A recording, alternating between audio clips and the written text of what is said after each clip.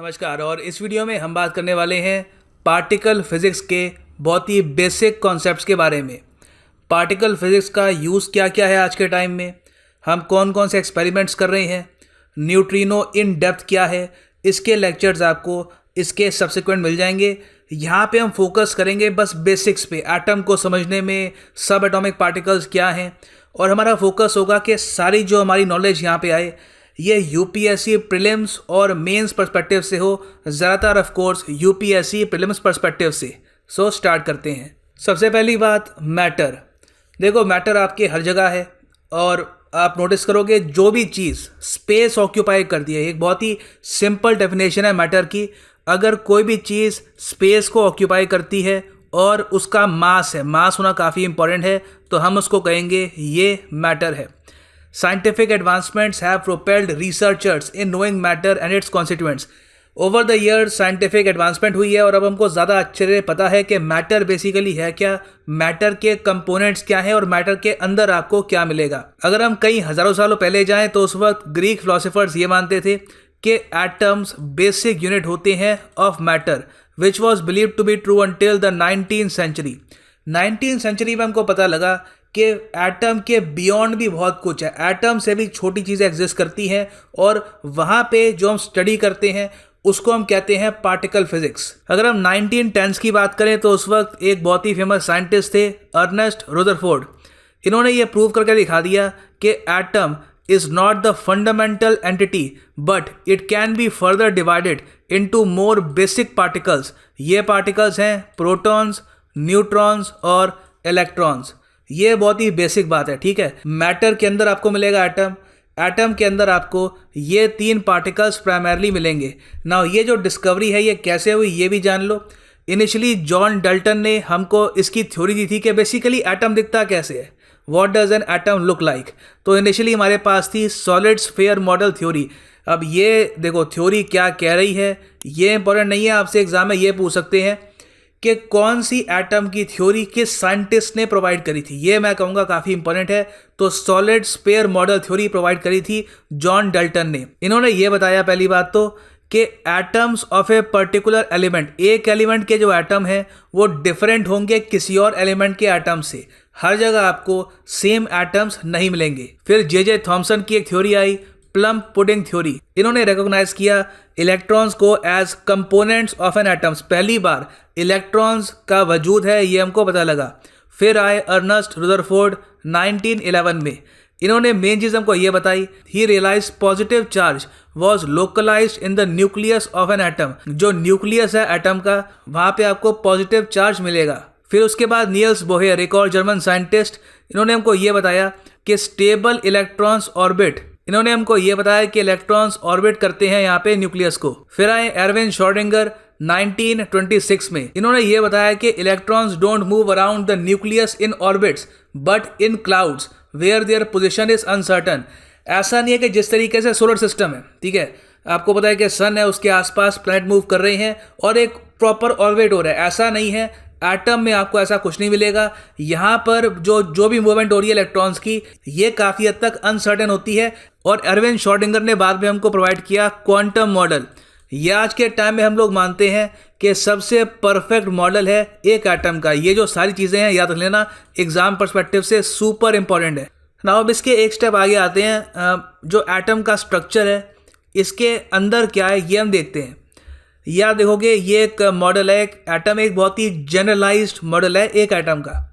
यहाँ पे आप देखोगे ये है प्रोटॉन, ये है न्यूट्रॉन, ये हो गया न्यूक्लियस, और यहाँ पे ये जो घूम रहे हैं दीज आर इलेक्ट्रॉन्स। 1932 तक साइंटिस्ट को प्रॉपरली पता लग चुका था कि atoms are made of just 3 elementary particles, neutrons, protons and electrons.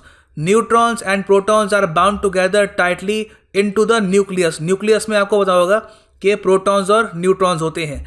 Electrons thousands of times lighter, ये भी याद रख लेना कि इलेक्ट्रॉन्स, प्रोटॉन्स और न्यूट्रॉन से 1000 टाइम्स हल्के होते हैं।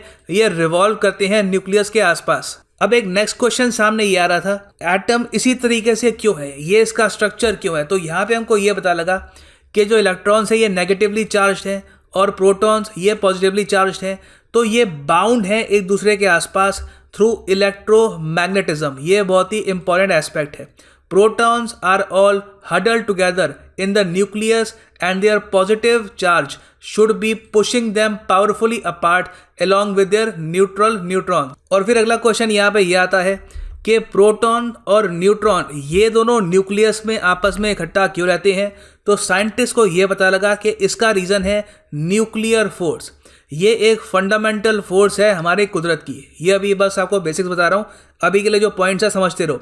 न्यूक्लियर फोर्स की वजह से प्रोटॉन और न्यूट्रॉन न्यूक्लियस में इकट्ठा रहते हैं। और देखो यहाँ पर जो न्यूक्लियर फोर्स है इसको इफेक्टिव बनाने के लिए सब एटॉमिक पार्टिकल्स काम कर रहे होते हैं, लाइक क्वार्क्स, पॉजिट्रॉन्स, म्यूऑन्स और पायोन्स। अब थोड़ा सा और हम इन डेप्थ इसकी और जाएंगे। अब सब एटॉमिक पार्टिकल्स कहाँ पे आ गए, ये कहाँ पे होते हैं। बहुत ही सरल शब्दों में यहाँ पे आप देख सकते हो, ये एक एटम है, ठीक है, मैटर एटम्स का ही बना हुआ है। एटम के अंदर आप जहाँ पे झाँकोगे ये हो गया बीच में न्यूक्लियस, जैसे मैंने आपको बताया। न्यूक्लियस में ये न्यूट्रॉन्स, प्रोटॉन्स। तो प्रोटॉन के अंदर आपको मिलेंगे क्वार्क्स। सो बेसिकली यहाँ पे हम बात करें इन पार्टिकल्स के अंदर भी जो पार्टिकल्स हैं उनको हम कहते हैं सब एटॉमिक पार्टिकल्स। ना जो ये सब एटॉमिक पार्टिकल्स हैं ये वेरियस नेचर की जो फंडामेंटल फोर्सेस हैं इनके साथ मिलकर काम करते हैं और एटम्स को आप कह सकते हैं in a very simple language functioning बनाते हैं। तो जो फंडामेंटल फोर्सेस और नेचर है इनके बारे में पॉइंट्स यहाँ पे हैं। Fundamental forces are the interactions cannot be reduced to more basic forces. Gravitational force, electromagnetism, weak nuclear force, strong nuclear force, ये सब फंडामेंटल फोर्सेस हैं ऑफ नेचर। ग्रेविटेशनल और इलेक्ट्रोमैग्नेटिक ये लॉन्ग रेंज वाली है, इसलिए इलेक्ट्रॉन और प्रोटॉन जो हमने यहाँ पर देखा इनमें जो डिफरेंस है ये आपस में बाउंड रहते हैं, ये थोड़ा सा लॉन्ग रेंज में रहते हैं। इनके साइज के हिसाब से कुछ हद तक लॉन्ग रेंज ही है। फिर इनके अलावा जो बाकी फंडामेंटल फोर्सेस हैं उनको हम कहते हैं शॉर्ट रेंज फोर्सेस। यहाँ पर अगर मान लो कुछ पार्टिकल्स हैं और ये फोर्स एग्जिस्ट करती है तो ये पार्टिकल्स बहुत ही ज़्यादा पास रहेंगे। तो अब हम यहाँ पे ये समझ सकते हैं कि particle physics is a branch of physics that studies the elementary constituents of matter at subatomic level. Basically हम यहाँ पे प्रोटॉन्स, इलेक्ट्रॉन्स ये किस तरीके से फंक्शन कर रहे हैं, इसका रीज़न क्या है, ये समझते हैं पार्टिकल फिजिक्स में। सब एटॉमिक लेवल, रेडिएशन और इंटरेक्शंस बिटवीन दम, ये एस्पेक्ट्स हम यहाँ पे स्टडी करते हैं। और देखो पार्टिकल फिजिक्स में एक बहुत ही इंपॉर्टेंट मॉडल है standard model of particle physics.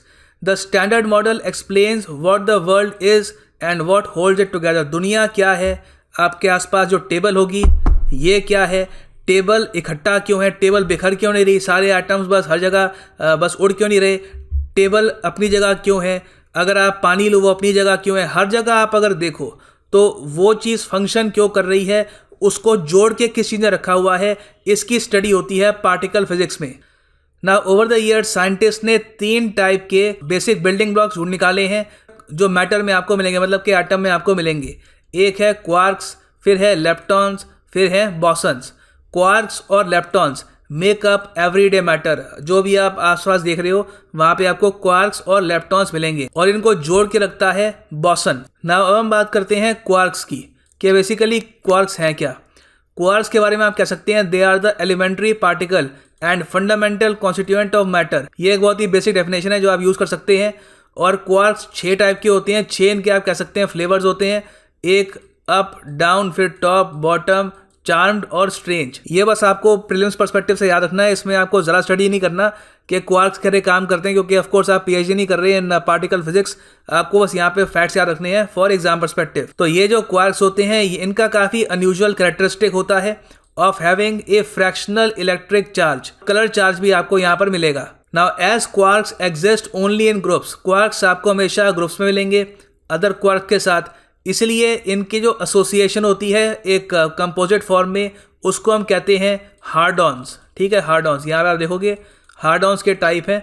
हार्ड-ऑन्स भी 2 टाइप के हो सकते हैं, एक मेसॉन्स और ब्रेयॉन्स। और प्रोटॉन में आपको मिल सकते हैं 2 अप्स और 1 डाउन क्वार्क्स, और न्यूट्रॉन में 1 अप और 2 down quarks. Leptons are elementary half integer spin particle. Leptons total होते हैं 6 और इनका कोई फ्रैक्शनल चार्ज नहीं होता है। जो मैं यहाँ पे पॉइंट्स आपको बता रहा हूँ कि किसका फ्रैक्शनल चार्ज होता है, आपको याद रखना, आपसे एग्जाम में यही पूछेंगे क्या क्वार्क्स का फ्रैक्शनल चार्ज होता है, क्या लेप्टॉन्स का होता है। तो लेप्टॉन्स का कोई भी फ्रैक्शनल चार्ज आपको नहीं मिलेगा। फिर है यहाँ पे bosons. Boson is a particle that follows Bose Einstein statistic. Boson is a collective name given to particles that carry force. जो नाम है बोसॉन ये दिया गया था after the Indian scientist Satyendra Nath Bose. तो यहाँ पे आप देख पाओगे इन सब चीज़ों की जिनकी हम बात कर रहे थे एलिमेंट्री पार्टिकल्स में। मैटर को अगर हम देखें तो यहाँ पे आपको लेप्टॉन्स या क्वार्क्स मिलेंगे। क्वार्क्स का अगर आपको एक ग्रुप मिलता है तो वो आप कहोगे एक हार्डन है। ये इन सब पार्टिकल्स को बाइंड करके रखेंगे, ठीक है। ये बेसिकली फोर्स है वेरियस टाइप की, ये वीक हो सकती है, स्ट्रांग हो सकती है, वेरियस तरीके से काम करेगी। और ये पार्टिकल फिजिक्स के लिए आप कह सकते हैं बहुत ही इंपॉर्टेंट फंडामेंटल्स हैं। नाउ इसके बाद हम बात करते हैं एंटी मैटर की। देखो एक तो होता है नॉर्मल मैटर जो आप हर जगह देखते हो, फिर स्पेस में कहीं एग्जिस्ट करता है एंटी मैटर। यहाँ पर जो सब एटॉमिक पार्टिकल्स होते हैं एंटी मैटर के, ये नॉर्मल मैटर से इनकी प्रॉपर्टीज काफी हद तक होती है डिफरेंट। जैसे कि मैटर में अगर आपको मिलता है इलेक्ट्रॉन, एंटी मैटर में आपको मिलेगा पॉजिट्रॉन। अगर आपको मैटर में मिलता है न्यूट्रिनो तो यहाँ पे आपको मिलेगा एंटी न्यूट्रिनो। अगर आपको मैटर में मिलेगा अप क्वार्क तो यहाँ पे आपको मिलेगा एंटी अप क्वार्क। अगर आपको यहाँ पे डाउन क्वार्क मिलता है तो यहाँ पे आपको मिलेगा एंटी डाउन क्वार्क। ये माना जाता है कि जब इनिशियली बिग बैंग हुआ था तब मैटर के साथ एंटी मैटर भी बनाया गया था, मगर ये अभी तक हम प्रॉपर्ली ढूंढ नहीं पाए हैं। जिस दिन हम एंटी मैटर को और अच्छे से समझ पाएंगे, हम ये समझ पाएंगे कि बेसिकली दुनिया में सारे जो पार्टिकल्स हैं क्यों रिएक्ट करते हैं द वे दे रिएक्ट। और हम ये भी समझ पाएंगे कि हमको एसिमेट्री क्यों दिखती है मैटर और एंटी मैटर के बीच में। एंटी मैटर को खोजकर हम एस्ट्रोनॉमिकल कॉन्सेप्ट जो है जीरो, इसको और अच्छे से समझ पाएंगे, और जो ओरिजिन है इस यूनिवर्स का इसको भी हम अच्छे से समझ पाएंगे। So this is the end of this lecture. यहाँ पे हमने बेसिक्स डिस्कवर कर लिए हैं। इन्हीं बेसिस को हम आगे कंटिन्यू करेंगे to understand more important concepts.